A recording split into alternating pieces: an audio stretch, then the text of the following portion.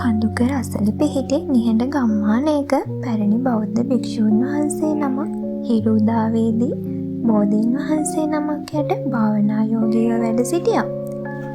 හැම උදෑසනකම නගරයෙන් පැමිණෙන තරුණ විද්‍යාඥයෙක් ස්වාමීන් වහන්සේ දෙස නිහඬව බලා සිටියා. දවසක් විද්‍යාඥයා භික්ෂූන් වහන්සේ වෙත ළඟා වෙලා මෙහෙම ඇහුවා.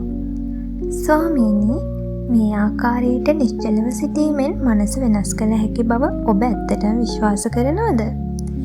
භික්ෂූන් වහන්සේ මුදු ලෙස සිනාසෙමින් මෙහෙම පිළිතුරු දුන්නා. මම එය විශ්වාස කරනවා පමණක් නොවේ. මම එය දන්නවා.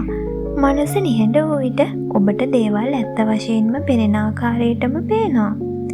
ඉතින් මේ විද්‍යාඥයට කුතුහලයක් ඇති වුණා. ඔහු ආපසු ගොස් භාවනාව හැදෑරීමට පටන් ගත්තා.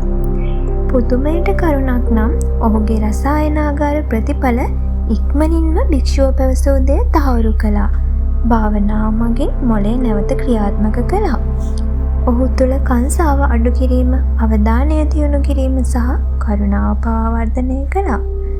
මාස කිහිපයකට පසු ඔහු පුදුමයෙන් ආපසු පැමිණියා.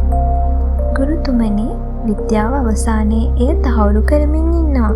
ඇත්තටම සත්‍යයි ඔබගේ පැරණි ක්‍රම. හරිම පුදුමයි ස්වාමීනි. භික්ෂුව මුදුසරයෙන් මෙහෙම පැවසුවා. සත්‍යය කාලයට අයත් වෙන්නේ නැහැ.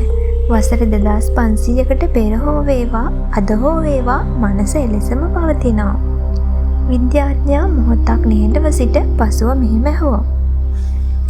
සෑම දෙයක්ම එකිනෙකට සම්බන්ධ වී ඇති බවට හෙවත් සියල්ල තනිවම නොපවතින බවට ඔබේ විශ්වාසය ගැන කුමක්ද පැවසිය හැකි ස්වාමීනි?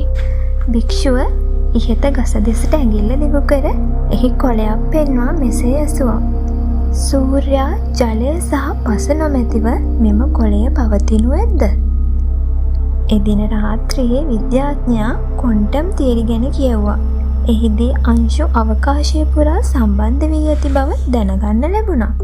ඉතින් ඔහු තමාටම මෙසේ කියාගත්තා. සියල්ල සැබවින්ම සම්බන්ධ වී ඇත. අනාගතයේ දෙසට වේගයෙන් දිව යන ලෝකයක පුරාණ හඬත් දැනටමත් දන්නා සත්‍යයක්. ඉතින් ලෝකේ කොපමණ වේගයෙන් දිව ගියත් මනසේ සැබෑම සැනසීම සතුට සොයාගත යුත්තේ Taman විසින්මයි.